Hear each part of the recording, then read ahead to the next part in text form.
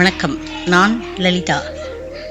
பெரிய புராணம் 10வதாக கண்ணப்ப நாயனார்.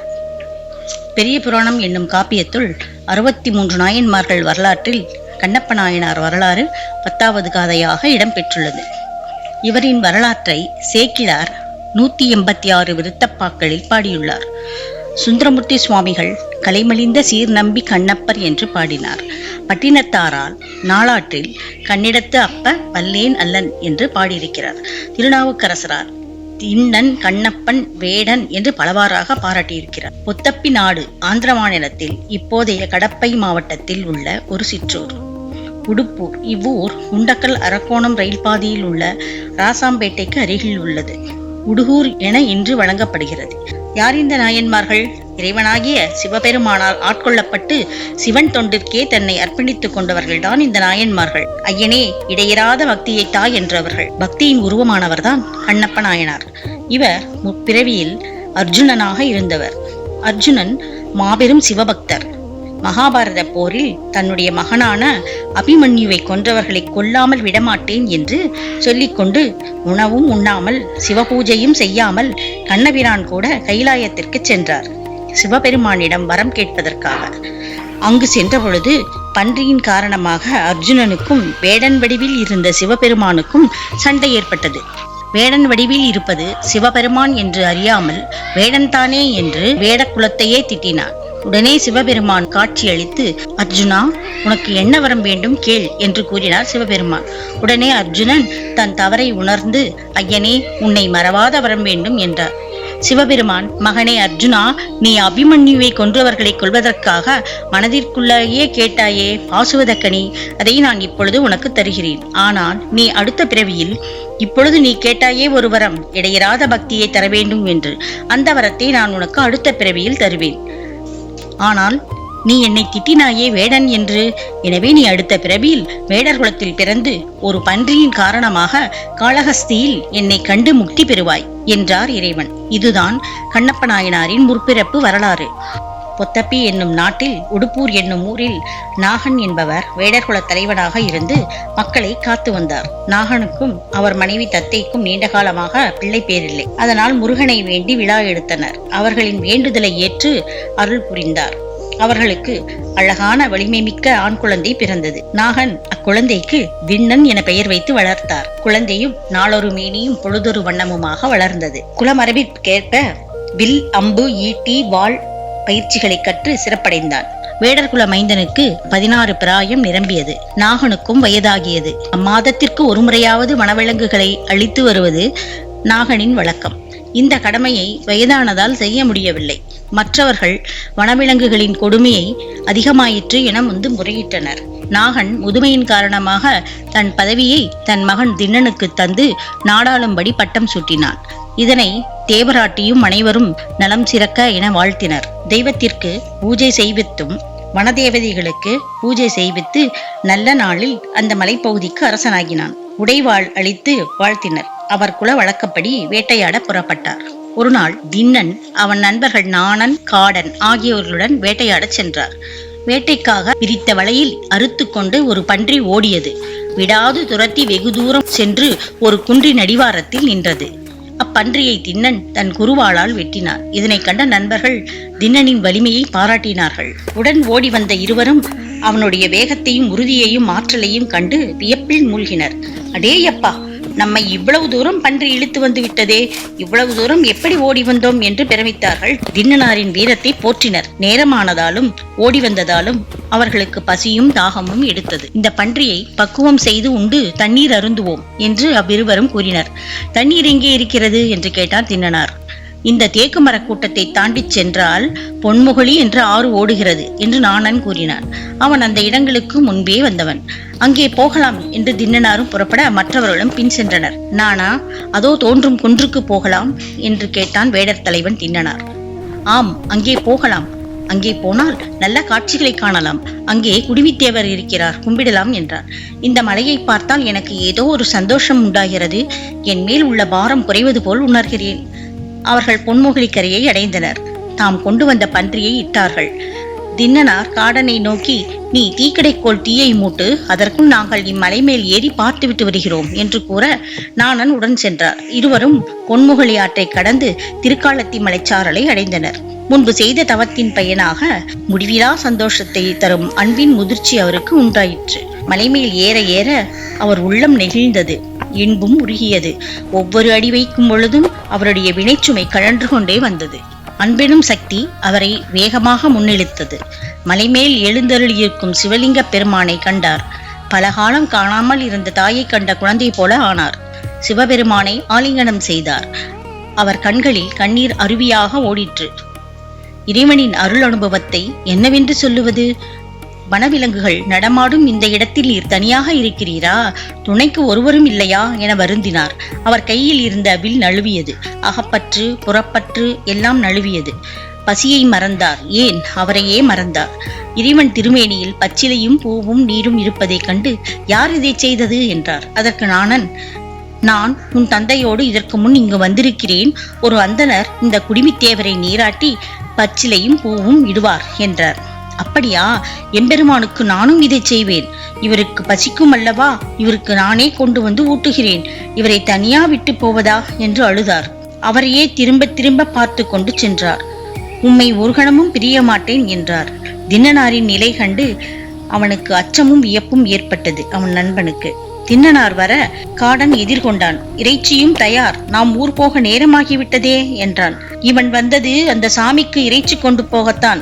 இறைவனை கண்டதும் உடும்பு பிடியாக பிடித்து கொண்டான். நம் குலத்தன்மையினை விட்டுவிட்டான், தலைமையையும் விட்டுவிட்டான், சாமிக்கு சொந்தமாகிவிட்டான் என்றான் நாணன். தின்னா, என்ன காரியம் செய்தாய்? உனக்கு என்ன பைத்தியம் பிடித்து விட்டதா? எங்களுக்கெல்லாம் தலைவன் அல்லவா என்றான். அவன் கூறிய எதுவும் அவர் காதில் படவில்லை. வதக்கிய இறைச்சியை அம்பிலே கோர்த்து கொண்டிருந்தார். கடித்து பார்த்தார். சுவையானதை தனியாக ஒரு தொன்னை செய்து அதில் வைத்து கொண்டார். இவனுடைய பைத்தியத்தை தீர்க்க நம்மால் முடியாது. நாகனிடம் சொல்லி பூசாரியும் மற்ற ஆட்களையும் அழைத்து வரலாம் என்று சொன்னான் நாணன். அதை கூட தின்னன் உணரவில்லை. கண்ணிருந்தும் குருடனானார்.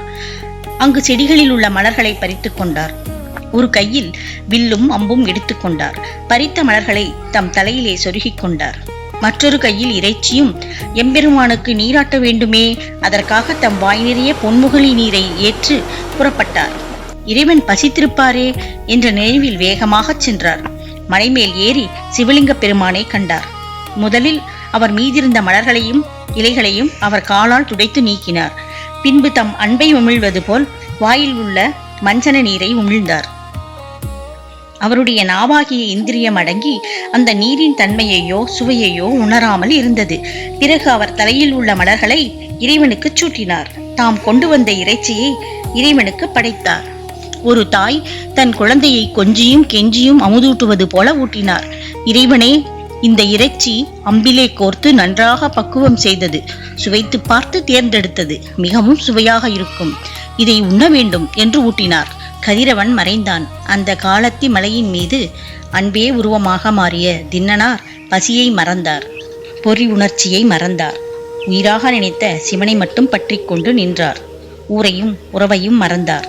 இரவு வந்தது. வனவிலங்குகள் எம்பெருமானை வந்து துன்புறுத்துமே, நாம் இவரை நன்றாக பாதுகாக்க வேண்டும் என்ற எண்ணத்தில் கையில் வில்லையும் அம்பையும் எடுத்துக்கொண்டு இறைவனுக்கு அருகே இரவெல்லாம் நின்று கொண்டு இருந்தார். விடிந்தவுடன் இன்று எம்பெருமானுக்கு இனிய இறைச்சியை கொண்டு வர வேண்டும். வனவிலங்குகளை வேட்டையாடி கொன்று இறைச்சியை கொய்து பக்குவமாக கொண்டு வருவேன் என்று அவர் மலையில் இருந்து இறங்கினார். தின்னனார் போனவுடன் காலையில் இறைவனுக்கு பூசை செய்ய சிவகோச்சரியார் என்னும் அந்தணர் திருக்காலத்தி பிரானிடம் வந்தார். அங்கே இறைச்சியும் எலும்பும் சிதறி கிடப்பதைக் கண்டு, ஆ, இந்த அபச்சாரத்தை யார் செய்தார்கள் என்று பதறினார். யாரோ வேடர்கள் செய்திருக்க வேண்டும் என்று எண்ணினார். உடனே அவற்றையெல்லாம் சுத்தம் செய்து பொன்முகலியில் சென்று நீராடிவிட்டு செய்ய வேண்டிய பரிகாரங்களை முதலில் செய்து பிறகு பூசை செய்து தம்மிடம் சென்றார். தின்னனார் தீ மூட்டி இறைச்சியை பக்குவம் செய்தார். முதல் நாள் போலவே சுவைத்து பார்த்து இனியனவற்றை இலையில் வைத்துக் கொண்டார். முன்போலவே தன் தலையில் மலரையும் வாயில் திருமஞ்சன நீரையும் எடுத்து இறைவனிடம் சென்று முன்போலவே பூசையை புரிந்தார். இரவெல்லாம் விழித்திருந்தார். பகலில் வேட்டையாடுவதும் பின்பு பூஜை செய்வதும் இரவில் விழித்திருப்பதுமாக அன்புருவாகிய அவ்வேடர் குலத் தலைவன் செய்து வந்தார். சிவகோச்சரியாரும் ஒவ்வொரு நாளும் என்பையும் இறைச்சியையும் நீக்கி நீராட்டி மந்திர விதியால் பரிகாரம் செய்து பூசை புரிந்து வந்தார். இப்படி இருக்க அங்கே நாணனும் காடனும் ஊர் சென்று திண்ணனார் நிலையினை எடுத்துரைத்து நாகனையும் பூஜாரி முதலியானவர்களையும் அழைத்து வந்து காட்டினார்கள். அவர்கள் திண்ணனாரிடம் ஏதேதோ சொல்லி பார்த்தார்கள். அவர்கள் கூறியது ஒன்றும் அவர் காதில் விழவில்லை. அவரை பழைய நிலைக்கு கொண்டு வருவது நம்மால் இயலாத காரியம் என்று அறிந்து அவர்கள் போய்விட்டார்கள். இங்கேயோ சிவகோச்சரியார் மனம் மிகவும் வருந்தினார். எம்பெருமானே, ஒவ்வொரு நாளும் இந்த அவசாரத்தைக் கண்டு மனம் பொறுக்கவில்லையே. அடியேன் என்ன செய்வேன்? இதை செய்வோர் யார் என்றும் தெரியவில்லையே. இதை யாரிடம் சென்று முறையிடுவேன்? உன்னிடம்தான் முறையிடுவேன் என்று கூறினார். அன்று இரவில் அவர் கனவில் சிவபெருமான் தோன்றினார். யாரோ வேடன் செய்வது இது என்று நினைக்காதே. அவன் அன்பே உருவமாக இருப்பவன். அவன் எண்ணம், உரை, செயல் எல்லாம் நம்மை பற்றியே. அவனுடைய அறிவெல்லாம் நம்மை அறியும் அறிவே. அவன் தன் காலால் முன்புள்ள மலரை நீக்கும் பொழுது முருகன் கொஞ்சுகையில் சின்ன திருவடி நம்மேல் படும் பொழுது உண்டாகும் இன்பம் உண்டாகிறது. அன்பு உருவமாக அவன் வாய்வழியாக ஊற்றும் புனல் கங்கையை விட புனிதமானது. அவன் தலையிலிருந்து உதிர்க்கும் பூக்கள் பிரம்மா விஷ்ணு செய்யும் அர்ச்சனை மலர்களும் சமானமாக. அவன் சுவைத்து தரும் ஊன் வேத வேள்விகளில் இடும் அவியை விட சிறந்தது. வேத முனிவர்கள் சொல்லும் துதிகளை விட அவன் சொல்லும் அன்பு மொழிகள் எனக்கு இனிக்கின்றன. அவனுடைய அன்பை உனக்கு காட்டுகிறேன், நீ ஒளிந்திருந்து பார் என்று கூறினார். சிவகோச்சரியரும் துயிலுணர்ந்து எழுந்து வியந்து அந்த வேடர் தலைவனை பார்க்கும் ஆவலோடு இருந்தார். அன்று 6வது நாள். திண்ணனார் வழக்கம் போல வேட்டையாடச் சென்று பூசைக்குரிய பொருள்களை ஏந்தி வந்தார். வரும்போதே தீய சகுனங்கள் உண்டாயின. நம் இறைவனுக்கு ஏதாவது தீங்கு நேர்ந்ததோ என்று வேகமாக ஓடி வந்தார். திண்ணனாரின் பக்தியை வெளிப்படுத்த வேண்டி இறைவன் ஒரு சோதனை செய்தார். சிவலிங்க பெருமானின் வலக்கண்ணில் இரத்தம் கசிந்தது. அங்கே வந்த திண்ணனார் அதை கண்டார். துடிதுடித்து போனார். நிலைகுலைந்து விழுந்தார். எழுந்தார், பதறினார். இறைவனது கண்ணை துடைத்தார். இந்த காரியம் செய்தது யார்?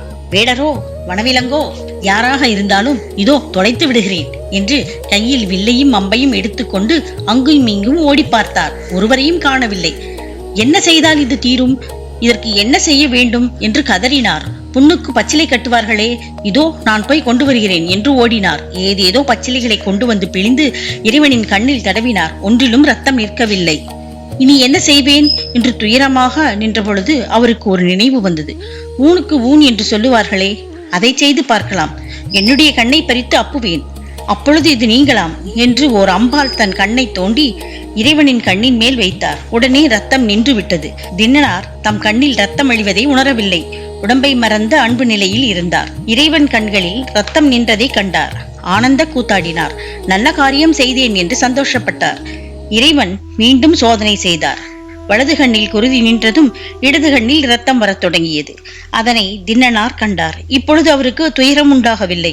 கை கண்ட மருந்தை கண்டுகொண்டார் அல்லவா? இன்னும் ஒரு கண் எனக்கு இருக்கிறதே, அதை தோண்டி வைப்பேன் என எண்ணினார். கண்ணை இழந்ததால் இறைவன் கண் இருக்கும் இடம் தெரியாது.